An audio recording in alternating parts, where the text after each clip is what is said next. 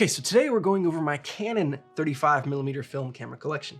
Now, if you watched the previous video, I went over my entire Nikon collection and kind of laid out which Nikon is best for you depending on what your shooting needs and wants are. So I'm kind of going to do the same thing here with the Canon 35mm cameras that I have. So let's go ahead and jump right on into this. Now, I have done a video previously before comparing the Canon AE-1 program, the AE-1, and the A1. So if you're trying to pick between those three and you want a little bit more information, definitely check out that video. This is going to be kind of a brief overview of each model, kind of the pros and cons, where you should maybe line up depending on what your needs are.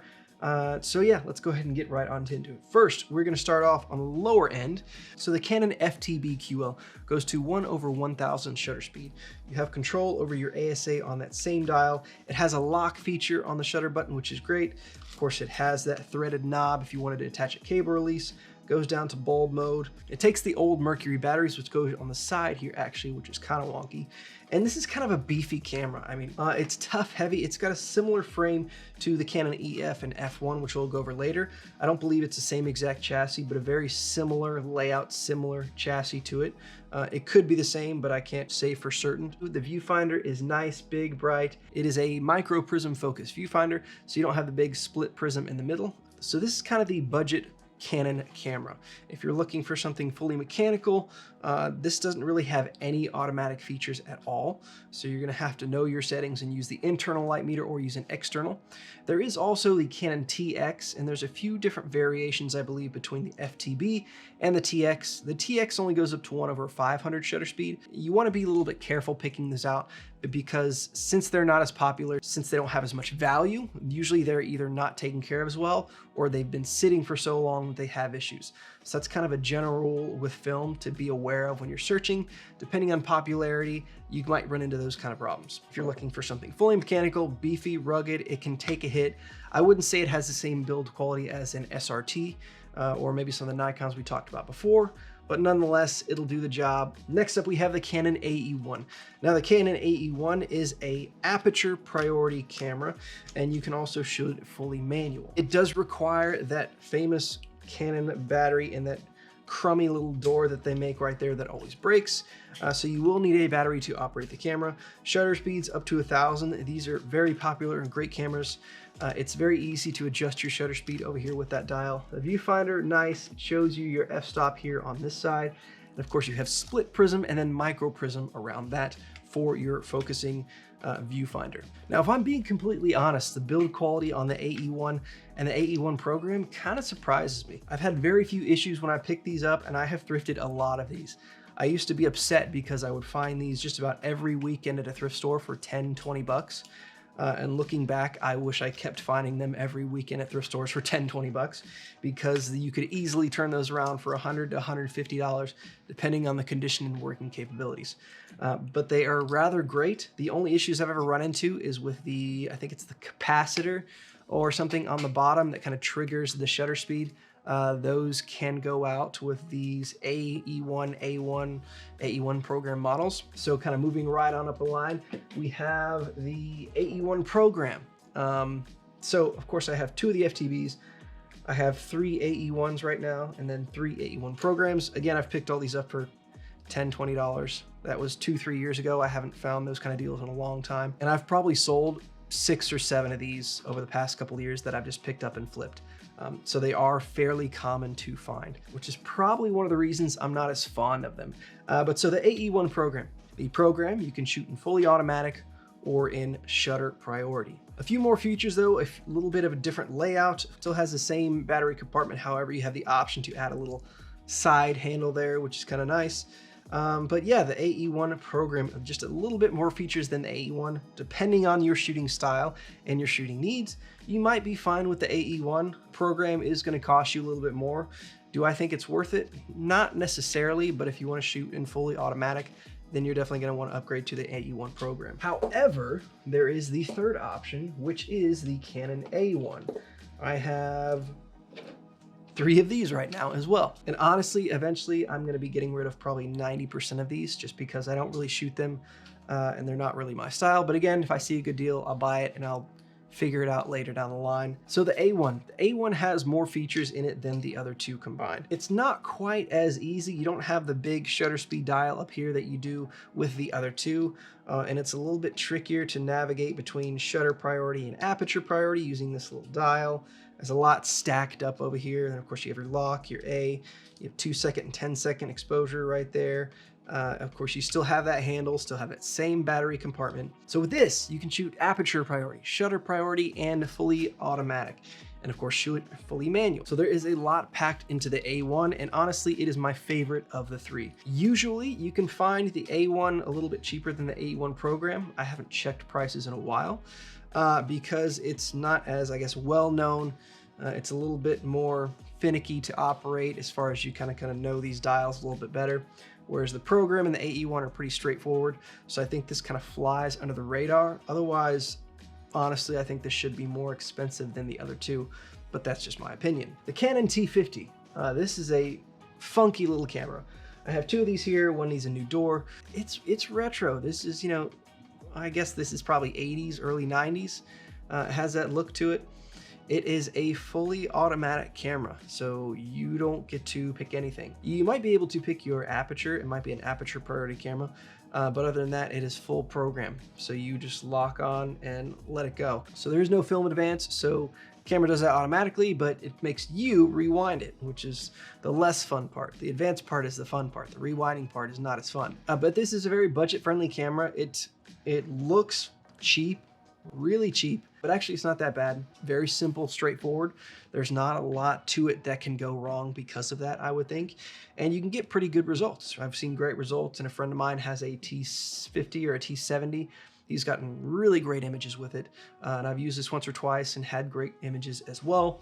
So if you want something simple, straight to the point, and maybe you like how this looks, then go with the T-50. So next we have the Canon EOS Rebel S. I have actually never used this. This is actually my mother's camera. It's got my mom's name on the back of it right here. But I've never used it so far. Eventually I will get to it, but I say that about all these cameras that I've actually never tested that have just been sitting in my drawers. This is 90s, early 2000s, so you have all those extra features. You have M, AV, TV, P, and then you have the face, the landscape, the flowers for close-up, and then the person running for the sport mode. It has the ISO, so you can change that. It has a sound feature, fancy, and then your ISO, all that can change, and then SF and DEP. I'll be honest with you, I don't know much about this camera, but it's one of those styles that I usually don't shoot because I like the tactile feeling of changing dials and everything myself. It's not as popular with today's shooters, but yeah, if you're looking for something pretty simple, straightforward, it's gonna kind of do most of the work for you except for composing and maybe focusing. Actually, this will autofocus depending on the lens you have on it. Then the EOS Rebel. So I'll get to the Canonets, the Fs, and then the EFs here in a second. But then last off, I have one more automatic camera. This is the EOS A2. From everything that I've read and seen, this is a very great camera. It has a built-in flash as well. The only complaint that I've seen about this so far is the button over here to change your settings. I guess people don't like that, or it can get finicky after a while, something like that, so it doesn't really rotate super well. What's interesting is the power buttons on the back. You have a control dial here on the back as well. The EOS A2, I bought this in a big bulk thing with the Bronica and my Canon F1s. It feels pretty good in the hand. It's got a nice big handle, so honestly it's probably about the same size as my X-T4 over here. The grip is probably the same as well. Lighter, of course, since it's more plasticky. But I don't know, it feels nice. I like that. I don't think I'll end up keeping it long term, but I definitely want to try it out and see what all the hype is about before I end up getting rid of this one. If you're looking for a budget version of the famous Canonet QL17 that everybody likes, you may start out with the Canonet 28. Now this is a 40mm 2.8 lens, and it is a aperture priority camera. So you pick the aperture and the camera is going to pick the shutter speed. It goes up to 1/600 shutter speed. The viewfinder is pretty nice. It's big, bright, so it has your frame lines, and it also has your parallax correction lines as well. However, it does not adjust as you change your focus. It just gives you ins and outs, and you kind of work in between those two ranges. It does require those old Mercury batteries to work, but then again, it's 2.8 to f/16, and you can also shoot in fully automatic with that battery in there as well. I think I picked this up at a thrift store for 20 bucks. Also, another one I picked up at a thrift store for about 20 bucks as well is the Canonet QL17. This is a shutter priority camera, so you can put the f-stop on A, and then you pick the shutter speed, and it will pick the aperture that works best for you. And then of course you can shoot fully automatic with this as well. But again, it does require the old Mercury style batteries. I don't really like those random Mercury batteries, so I haven't gotten to these yet. All right, next up we have the Canon EF. I've talked about this, I've done a video on this. I'm a big fan of this camera. I use this a lot. This is kind of my go-to in the Canon lineup because I don't have to use a battery with it. I can use a battery if I want to shoot the lower shutter speeds from 2 seconds, 4 seconds, 8, 15, and 30-second exposures. This camera gives you that option with a battery. Those are marked in yellow. But if you don't mind not using a battery and you don't need those, of course you can always just use bulb mode with a cable release to get those lower speeds. But otherwise, I have from shutter speeds 1 to 1/1000 without any battery.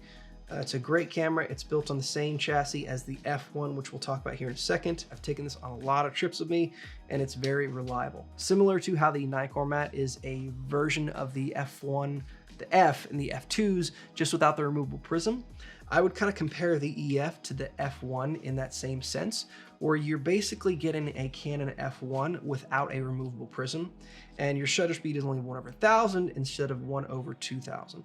So with that being said, let's move on to the Canon F1. Now, I'm going to blame the Canon F1 as the reasons why I always call it the Nikon F1, because the Canon has the F1. Now, this is the old F1. There's the new F1 as well, which has a kind of a matte black finish to it, similar to the F3 on the Nikon line. It does require batteries to operate, which is partially why I'm not a big fan of it, but it does have a great look to it, and it's an awesome camera. So the old F1 also has a removable prism. If I can get it off, it doesn't seem to work. And it just pops off like that. I haven't shot either one of these F1s. Reason being is the lower shutter speeds are slow, which is why I got them at a severely discounted price. I could be okay shooting it 1/60 all the way to 1/2000, which is what these go to, but anything from 30 seconds down to 1 second, they're much slower. So I need to kind of take these apart and do some cleaning. Oh, it looks compared to the EF, very similar, almost identical really. And then if you put it next to an FTb, you're going to notice again, very similar chassis, very similar framework. So final thoughts on what Canon is best for you based upon my knowledge and what I have available to me. If you want something on the very low budget end to kind of get you into the Canon line and you're not worried about selecting your shutter speed or your aperture yourself, go with something like the T-50. There is also the T-70, which gives you more control over some of those features if you want to spend an extra 20, 30 bucks. Fully mechanical, don't want to have to worry about electronics or batteries, and you want a budget entry.